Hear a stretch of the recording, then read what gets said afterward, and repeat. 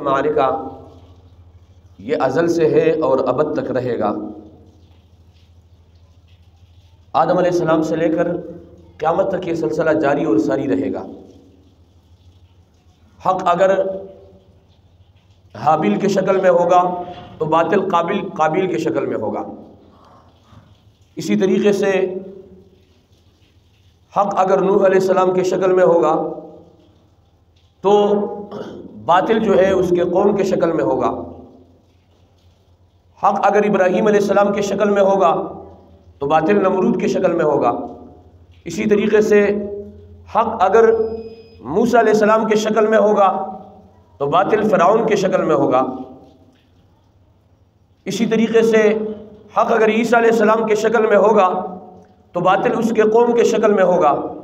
حق اگر محمد عربی صلی اللہ علیہ وسلم کے شکل میں ہوگا تو باطل ابو جہل کے شکل میں ہوگا۔ اسی طریقے سے ازل سے لے کر ابد تک حق و باطل کا معرکہ یہ چلا آ رہا ہے اور چلتا چلا جائے گا۔ اور قرآن کہتا ہے جاء الحق وزهق الباطل ان الباطل کان زہوقا۔ حق جب آتا ہے باطل مٹ جاتا ہے اور باطل کو مٹنا ہی ہے۔ اور دوسری جگہ میرے رب کا فرمان ہے وَأَنْتُمُ الْأَعْلَوْنَ إِن كُنْتُم مُؤْمِنِينَ۔ اللہ رب العزت آپ کو برتری عطا فرمائیں گے، شرط اول یہ ہے کہ اگر آپ مسلمان ہو، آپ کے دل میں ایمان ہے، أَنْتُمُ الْأَعْلَوْنَ إِن كُنْتُم مُؤْمِنِينَ۔ تو جس طریقے سے حق و باطل کا معرکہ ابتدا سے ہے اور اختتام تک رہے گا، ہر دور میں حق آیا باطل مٹا ہے، ہر دور میں حق آیا باطل مٹا ہے۔ لیکن اگر ٹائم لگتا ہے، وقت لگتا ہے، آزمائش آتی ہے، امتحانات آتا ہے، یہ میرے رب کا طریقہ کار ہے، کیونکہ رب نے فرمایا احسب الناس ان یترکوا ان یقولوا آمنا وهم لا یفتنون۔ ارے وہ لوگ جو ایمان لائے وہ کیا سمجھتے ہیں؟ احسب الناس، کیا وہ گمان کرتے ہیں ان یترکوا کہ انہیں چھوڑا جائے گا صرف اس کہنے پر ان یقولوا آمنا کہ ہم ایمان لائے وهم لا یفتنون۔ اللہ رب العزت فرما رہے ہیں ان کا امتحان نہیں لیا جائے گا۔ کیا؟ اللہ رب العزت جواب دے رہے وَلَقَدْ فَتَنَّ الَّذِينَ مِن قَبْلِهِمْ، ہم نے امتحان لیا ان لوگوں کا من قبلہم جو ان سے پہلے تھے۔ فَلَيَعْلَمَنَّ اللَّهُ الَّذِينَ صَدَقُوا وَلَيَعْلَمَنَّ الْكَاذِبِينَ، تاکہ اللہ رب العزت جدا کر دے صدقوا ان لوگوں کو جو اپنے دعوے میں سچے ہیں۔ ایمان لانے کا دعویٰ صرف کافی نہیں ہے۔ اللہ رب العزت فرما رہے کہ میں انہیں آزماؤں گا۔ انہوں نے آمنا کہہ دیا اس دعوے میں جو سچے ہیں تاکہ وہ علیحدہ ہو جائے۔ وَلَيَعْلَمَنَّ الْكَاذِبِينَ، اور وہ لوگ علیحدہ ہو جائے جو کہ جھوٹ بولنے والے ہیں اس دعوے میں۔ جیسے کہ میرا رب دوسری جگہ ارشاد فرماتے ہیں کہ آمنا کا دعویٰ تو سب کرتے ہیں۔ القرآن یفسر بعضہ بعضا، قرآن مجید بعض آیات کی تفسیر بعض آیاتیں کرتی ہیں۔ میرا رب فرما رہے آمنا کا دعویٰ کافی نہیں ہے۔ وَمِنَ النَّاسِ مَن يَقُولُ آمَنَّا بِاللَّهِ وَبِالْيَوْمِ الْآخِرَةِ وَمَا هُمْ بِمُؤْمِنِينَ۔ اللہ رب العزت فرما رہے کہ بعض لوگ ایسے ہیں جو صرف دعویٰ کرتے ہیں آمنا کہ ہم ایمان لائے اللہ پر اور قیامت کے دن پر ایمان لائے۔ اللہ رب العزت فتویٰ جاری فرما رہے وَمَا هُمْ بِمُؤْمِنِينَ، ان کا یہ دعویٰ سچا نہیں ہے، یہ دعویٰ جھوٹا ہے۔ یخادعون اللہ والذین آمنوا، اور یہ لوگ اپنے گمان کے مطابق، اپنے زعم کے مطابق، اپنے خیال کے مطابق یہ سمجھتے ہیں کہ ہم اللہ رب العزت اور مسلمانوں کو دھوکہ دے دیں گے۔ اللہ رب العزت جواب دے رہے وَمَا يَخْدَعُونَ إِلَّا أَنفُسَهُمْ وَمَا يَشْعُرُونَ۔ یہ اللہ رب العزت کو دھوکہ نہیں دے سکتے ہیں، یہ مسلمانوں کو دھوکہ نہیں دے سکتے ہیں، یہ اپنے آپ کو دھوکہ دے رہے اور سمجھ بھی نہیں رہے، شعور بھی نہیں ہے انہیں۔ اللہ رب العزت نے ان کا شعور ان سے چھین لیا، اچک لیا، لے لیا۔ فی قلوبہم مرض، اللہ رب العزت فرما رہے ان کی دلوں میں مرض ہے، فزادہم اللہ مرضا، اللہ رب العزت ان کے مرض کو اور بڑھائیں گے۔ اور اللہ رب العزت ان کے انجام کے بارے میں کیا فرما رہے ہیں؟ وَلَهُمْ عَذَابٌ عَلِيمٌ بِمَا كَانُوا يَكْذِبُونَ، آمنا کا دعویٰ کیا ہوا ہے، کہتے ہیں ہم مسلمان ہیں، اللہ رب العزت فرما رہے ہیں ان کے لیے علم درد کو کہتے ہیں، درناک عذاب ہے، وَلَهُمْ عَذَابٌ عَلِيمٌ بِمَا كَانُوا يَكْذِبُونَ، جو اللہ رب العزت کی آیاتوں کو جھٹلایا کرتے تھے اس کی وجہ سے اللہ رب العزت فرما رہے ہیں انہیں ہم عذاب دیں گے۔ ان کی کرتوتوں کو ذکر کیا ہے۔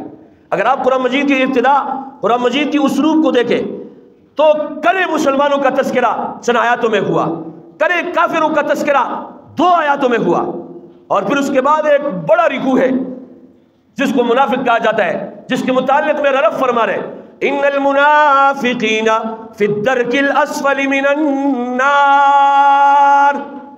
یہ سب سے نچلے درجے میں ہوں گے، جہنم کے سب سے نچلے درجے میں ہوں گے۔ اور میرے عزیز ساتھیوں، منافق کی نشانیاں اور علامتیں میرے نبی نے واضح فرما دیا کہ منافق کی کیا نشانی ہے۔ اذا وعد اخلف، جب وہ وعدہ کرے تو اس کی خلاف ورزی کرے گا۔ وَإِذَا اؤْتُمِنَ خَانَ، اور جب آپ انہیں امانت دے اس میں خیانت کرے، اور اسی طریقے سے جب بات کرے تو جھوٹ بولے۔ یہ 3 علامتیں، یہ نشانیاں نبی پاک صلی اللہ علیہ وآلہ وسلم نے سمجھا دی، اور میں اس نشانیوں کے بارے میں ہمیشہ کے لیے کہتا ہوں ہم نے ان نشانیوں کو گناہ ہی نہیں سمجھا۔ جھوٹ بول کر ہم کہتے ہیں مذاق کر رہا تھا، جھوٹ بولنے کے بعد ہمارا کیا ہوتا ہے، ہم اس کو گناہ ہی نہیں سمجھتے، اور مذاق کہنے کے بعد اسے جائز قرار دیتے۔ تو میرے عزیز ساتھیوں، منافق کے متعلق میرے رب نے ساری کی ساری نشانیاں، ساری کی ساری علامتیں اس بڑی رکوع میں بیان کر دی۔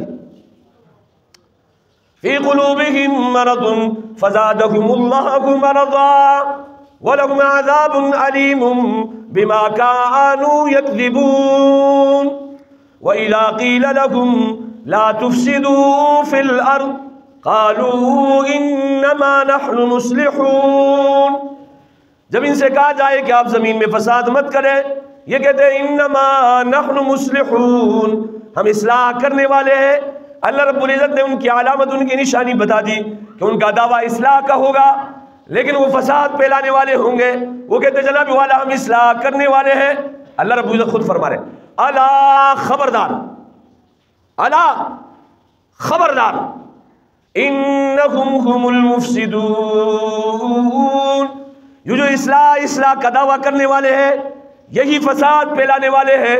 اللہ رب العزت نے قرآن مجید میں بتا دیا۔ یہ قرآن مجید صرف اس وقت کے لیے نہیں تھا، یہ ساری کے ساری امت کے لیے ہے، اور قیامت تک یہ معجزہ ہے۔ اللہ رب العزت نے نبی پاک صلی اللہ علیہ وآلہ وسلم کو قرآن مجید کی شکل میں جو معجزہ عطا فرمایا ہے، یہ قیامت تک جاری اور ساری رہے گا۔ اللہ رب العزت فرما رہے الا انہم هم المفسدون، یہی فساد پھیلانے والے ہیں، ولیکن لا یشعرون، اور جب ان سے کہا جائے کہ آپ ایمان لاؤ، صحابہ جیسے ایمان لاؤ، وَإِذَا قِيلَ لَهُمْ آمِنُوا كَمَا آمَنَ النَّاسِ، تو ان کا جواب کیا ہوتا ہے؟ قَالُوا أَنُؤْمِنُ كَمَا آمَنَ السُّفَهَاءُ، صحابہ کے متعلق ان کا کہنا ہے کہ ہم ان پہ وقوفوں جیسے ایمان لائے۔ اللہ رب العزت نے جب صحابہ پر بات آئی، خود جو ہے ان کی خبر لیے، الا خبردار، انہم هم السفہاء ولکن لا یعلمون، یہ منافق کی نشانی اور علامت میرا رب بتا رہے ہیں، اپنے پیٹ سے نہیں نکال رہا ہوں، قرآن مجید کی آیتیں پڑھ رہا ہوں۔ اللہ رب العزت فرما رہے ہیں یہی لوگ بے وقوف ہیں، ولکن لا یعلمون، لیکن انہیں علم بھی نہیں ہے، اور ان کی دوسری کرتوت کو بیان کر رہے ہیں، تیسری کرتوت کو، وَإِذَا لَقُوا الَّذِينَ آمَنُوا قَالُوا آمَنَّا، جب یہ مسلمانوں سے ملتے کہتے ہم ایمان لائے، وَإِذَا خَلَوْا إِلَىٰ شَيَاطِينِهِمْ، اور جب یہ چلے جاتے اپنے لیل لاڈوں کی طرف، اپنے بڑوں کی طرف، تو ان کا کہنا ہوتا ہے إِنَّمَا نَحْنُ مُسْتَهْزِئُونَ، ہم نے جو ایمان کا دعویٰ کیا تھا ہم تو مذاق کر رہے تھے۔ اللہ رب العزت فرما رہے اللہ یستہزئ بہم وَيَمُدُّهُمْ فِي طُغْيَانِهِمْ يَعْمَهُونَ، اللہ یجازیہم، اللہ رب العزت ان کے مذاق کا بدلہ دیں گے قیامت کے دن. اللہ یستہزئ بہم ویمدہم فی طغیانہم یعمہون. یہ اپنی سرکشی میں سرگردہ پھرتے رہیں گے.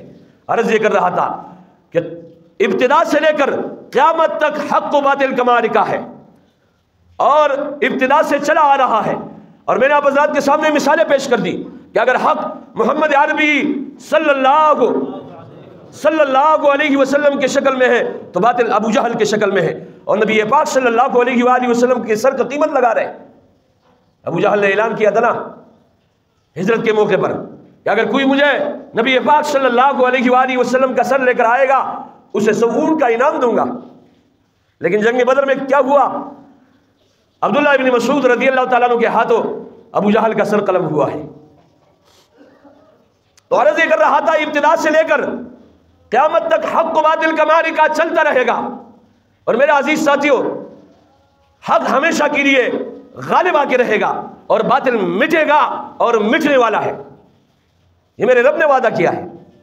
تو باہر کے میں عرض یہ کر رہا تھا کہ پچھلے جمعے کو آپ حضرات کے سامنے 1 نمبر اور 2 نمبر لوگوں کی بات میں نے رکھی تھی. نبی پاک صلی اللہ علیہ وسلم کے دور میں عبداللہ ابن ابی ابن سلول منافق یہ نبی اکرم صلی اللہ علیہ وآلہ وسلم کو کہتا تھا میں آپ کے ساتھ ہوں.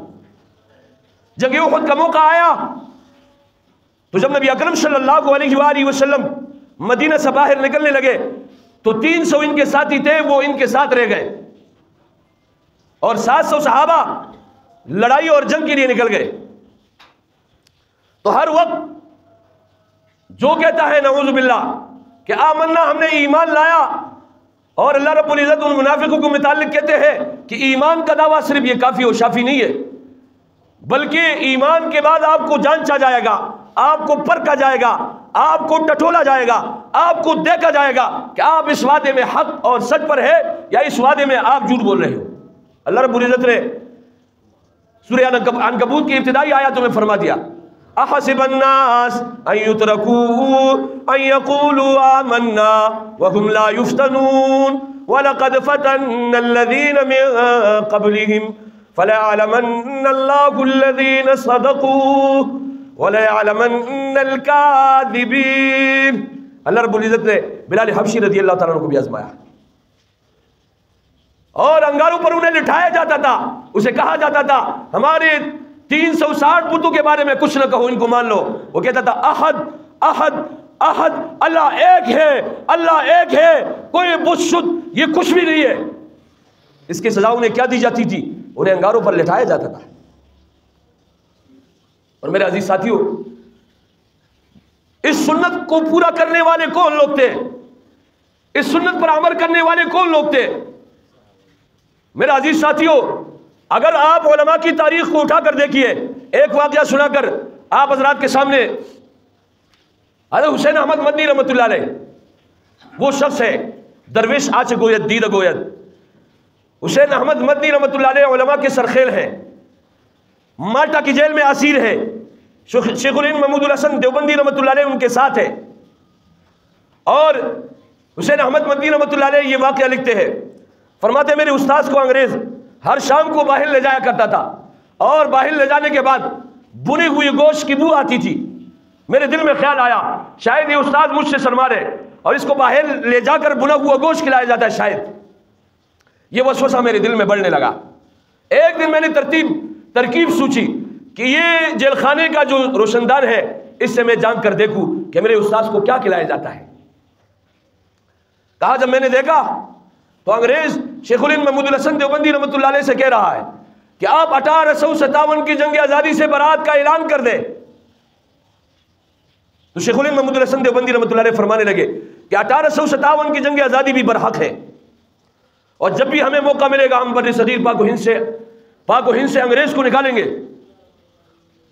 اس گناہ کے پاداش میں انہیں انگاروں پر لٹھایا جاتا تھا اور ان کے گوشت اور ان کی چربی کی وجہ سے, ان کے خون کی وجہ سے وہ انگاریں بجھ جایا کرتی تھی. کہا جب میرے استاذ کو واپس لایا گیا تو میں ان کے پاؤں پڑا اور میں نے اسے کہا مجھے معاف کر دو, میرے دل میں ایک وسوسہ آیا تھا, کہا ایک شرط پر معاف کروں گا, میری زندگی میں یہ بات کسی کے سامنے نہیں کہنا ہے. کہا میں نے بھی وعدہ کیا, استاد نے بھی معاف کر دیا. کہا جب شیخ الہند محمود الحسن دیوبندی رحمۃ اللہ علیہ دنیا سے رحلت فرما گئے، دنیا سے چلے گئے، غسل دینے والوں نے غسل دی اور مجھے بلایا گیا کہ یہ بتاؤ ان کے کمر پر گوشت سرے سے ہے ہی نہیں، یہ کیا ماجرا ہے؟ تو حسین احمد مدنی رحمۃ اللہ علیہ نے وہ واقعہ سنایا جو میں نے آپ حضرات کے سامنے سنا دیا. کہا انگریز اسے لے جایا کرتا تھا اور میں سمجھتا تھا کہ انہیں گوشت کھلایا جا رہا ہے، لیکن مجھے تو یہ پتہ نہیں تھا کہ ان کے گوشت، ان کی چربی اور ان کی خون کی وجہ سے وہ آگ بجھ جایا کرتی ہے. اولئک آبائی فجئنی بمثلہم اذا جمعتنا یا جریر المجامع. یہ ہمارے آبا و اجداد ہے کوئی ان جیسا جو آپ ان کی مثال پیش کریں؟ تو میرے عزیز ساتھیو، یہی شیخ الہند محمود الحسن دیوبندی رحمۃ اللہ علیہ وہ شخص ہے جو انار کے درخت کے نیچے بیٹھ کر ملا محمود سے انہوں نے جو ہے سبق کی ابتدا کی اور دیوبند کی تاریخ وہاں سے چلی آئی ہے.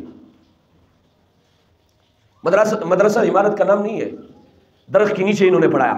ہمیں سکھایا کہ اگر آپ نے سبق پڑھانا ہے درخت کے نیچے بھی پڑھا سکتے ہو،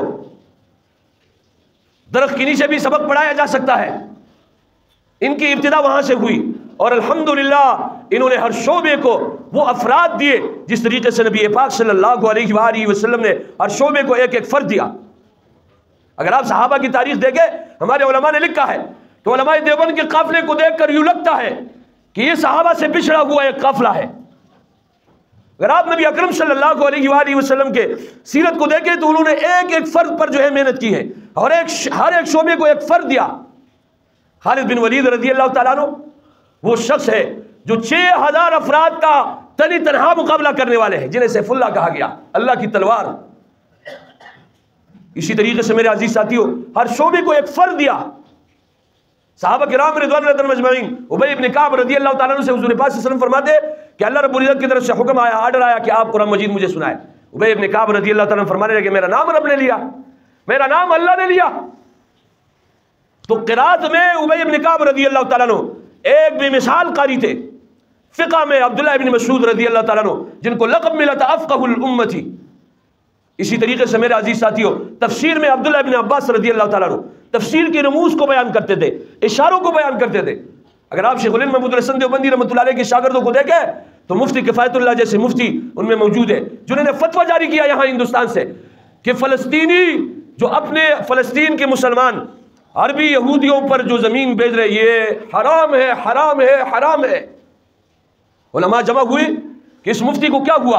حضور پاک صلی اللہ علیہ وسلم نے یہودیوں کے ساتھ کاروبار کیا اور یہ جو ہے فتویٰ لگا رہا ہے کہ فلسطینیوں کو یہودیوں پر زمین بیچنا حرام ہے. کہاں میں جو دیکھ رہا ہوں، مجھے جو نظر آ رہا ہے کہ یہ تو ابھی زمینیں خرید رہے، کل یہی فلسطینیوں کو یرغمال بنائیں گے اور آپ لوگوں نے دیکھ لیا. کب سے؟ آج سے 100 سال 150 سال پہلے انہوں نے فتویٰ جاری کیا تھا کہ فلسطینی مسلمان کو عربی یہودیوں پر اپنی زمینیں بیچنا حرام حرام حرام ہے. مفتی کفایت اللہ صاحب مسلمان علماء نے انہیں کہا کہ نبی اکرم صلی اللہ علیہ وسلم نے یہود کے ساتھ تجارت کی اور فتویٰ جاری کر رہے. کہا میں دیکھ رہا ہوں، مجھے نظر آ رہا ہے کہ اس کا انجام کیا نکلنے والا ہے. اور یہودی مسلمانوں کو اگر مسلمان 1 لاکھ روپے کا زمین خریدتا تو یہودی اس زمین کے 2 لاکھ دیا کرتے تھے. مسلمان پیسے کے سامنے ٹکنے والا نہیں ہے، دے دیے انہوں نے، اس کا انجام یہ نکل رہا ہے. اسی طریقے سے میرے عزیز ساتھیوں شانور شاہ کشمیری رحمۃ اللہ علیہ شیخ الہند محمود الحسن دیوبندی رحمۃ اللہ علیہ کا شاگرد اگر آپ دیکھیں، مصر گیا، ایک کتاب پڑھی درس و تدریس میں، ایک مثال ہے نور الایضاح کے نام سے ایک کتاب ہے. یہ کتاب مصر کے کتب خانے میں انہوں نے پڑھی اور مصر کے لوگ مصر کے اس شخص سے اس نے کہا جو کتب خانے کا دیکھنے والا تھا کہ یہ کتاب مجھے دے دو گے. انہوں نے کہا نہیں، دیکھنے کی اجازت ہے، لے جا نہیں سکتے ہو. ہندوستان آئے، نور الایضاح کی کتاب لکھی اور کئی سالوں کے بعد واپس لے گئے. اس کتاب کے ساتھ میچ کیا، ایک حرف کا فرق بھی نہیں تھا، ایک حرف کا فرق بھی نہیں تھا. خود اپنا واقعہ سناتے ہیں کہ جو چیز دیکھ لیتا ہوں الحمدللہ صفحے کے ساتھ ازبر مجھے یاد ہوتا ہے. اللہ رب العزت نے ملکہ دیا ہوا تھا، حافظہ دیا ہوا تھا. اور پھر ایک بات خود بتائی کہ اپنے گھر والوں سے کہا تھا کہ میں دروازہ کھٹکھٹاؤں گا، اگر کوئی نامحرم خاتون ہو تو مجھے گھر میں آنے کی اجازت نہیں دینا، لیکن اگر کوئی نہ ہو تو مجھے پھر اجازت دے دینا. کہا ایک دن قاری طیب رحمۃ اللہ علیہ کی والدہ ہمارے گھر میں بیٹھی ہوئی تھی تو میرے گھر والی نے سوچا کہ یہ خاتون بوڑھی ہے شانور شاہ کشمیری رحمۃ اللہ علیہ نے دروازہ کھٹکھٹایا اور ان کو کہا کہ آ جاؤ. کہا ان پر نظر پڑنے کی وجہ سے میرے حافظہ میں کچھ کمی آئی ہے، اور کہا ابھی میرے حافظہ کا لمٹ جو ہے وہ 15 سال تک ہے. جب ایک چیز کو دیکھ لیتا ہوں تو 15 سال تک مجھے صفحے کے ساتھ حرف حرف مجھے یاد رہتا ہے. یہ شیخ الہند محمود الحسن دیوبندی رحمۃ اللہ علیہ کے شاگرد ہیں. باہر کا وقت ختم ہونے والا ہے، تو یہ حق و باطل کا معرکہ ابتدا سے ہے، ازل سے ہے، ابد تک رہے گا. اور میرے عزیز ساتھیو، اللہ رب العزت نے خود اعلان کر دیا وَأَنْتُمُ الْأَعْلَوْنَ إِن كُنتُم مُؤْمِنِينَ جَاءَ الْحَقُّ وَزَهَقَ الْبَاطِلُ إِنَّ الْبَاطِلَ كَانَ زَهُوقًا. اللہ رب العزت سے دعا کرے جو کچھ کہا گیا سنا گیا اس کو سمجھنے، اس سے سبق حاصل کرنے اور اس کے اوپر عمل کرنے کی توفیق عطا فرمائے. وآخر دعوانا ان الحمد للہ رب العالمین.